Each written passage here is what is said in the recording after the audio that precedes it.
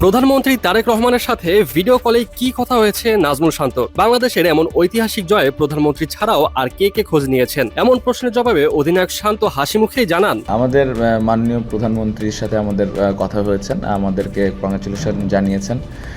আমাদের শরীরের কি অবস্থা ওইটারও খোঁজ খবর রেখেছেন যে আমরা ভালো আছি কিনা।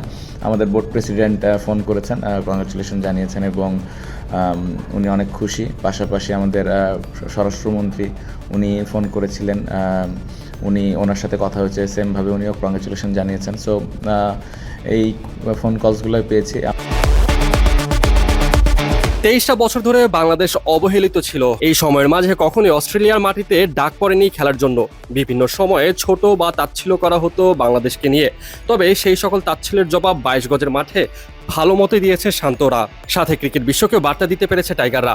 শান্ত বলেন, আমরা ওয়ার্ল্ড ক্রিকেটকে একটা ভালো মেসেজ দিতে পেরেছি যে আমরা যে কোনো কন্ডিশনে ভালো খেলার অ্যাবিলিটি রাখি। সো আমার মনে হয় যে ভবিষ্যতে আমরা এরকম কন্ডিশনে আরও বেশি বেশি টেস্ট ম্যাচ খেলার সুযোগ পাবো এবং আমাদেরকে ইনভাইট করা হবে। কারণ ওই সুযোগটা যখন আমরা পাবো তখন আমাদের স্কিলটা আমরা শো করতে পারবো এবং এই ধরনের কন্ডিশনে কিভাবে খেলতে হয় আইডিয়াসগুলো আমাদের হবে। সো আশা করব যে এই জয়টা আমাদের ভবিষ্যতে টেস্ট ক্রিকেটের জন্যে অনেক ভালো একটা স্মৃতি হয়ে থাকবে এবং সবাই আমাদেরকে এরকম কন্ডিশনে খেলার জন্য আরও বেশি বেশি ইনভাইট করবে। অস্ট্রেলিয়ার মাটিতে কঠিন bounce, world class batting bowling, এমন কঠিন পরিস্থিতিতে যে কোনো দলেরই ভয় পাওয়া স্বাভাবিক। আর বাংলাদেশের বর্তমান ক্রিকেটাররা তো কখনোই জাতীয় দলের হয়ে অস্ট্রেলিয়ার মাটিতে টেস্টই খেলেনি এর আগে। সেখানে প্রথমবারের মতো খেলতে গিয়ে দাপটে জয় পেল বাংলাদেশ।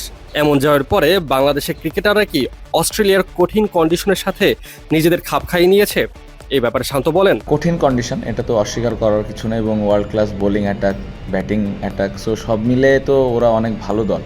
বাট এই সিরিজে আসার আগে আমাদের মধ্যে একটা কনভারসেশন সবসময় হচ্ছিল যে আমরা তো আসলে খুব বেশি অপরচুনিটি পাই না এখানে খেলার। সো এই চ্যালেঞ্জটা আমরা কীভাবে এনজয় করি এবং এটা আমাদের জন্য একটা অপরচুনিটি যে কীভাবে এরকম একটা বোলিংয়ের এগেনস্টে ভালো রান করা, এরকম একটা ব্যাটিংয়ের এগেনস্টে ভালো বোলিং করা।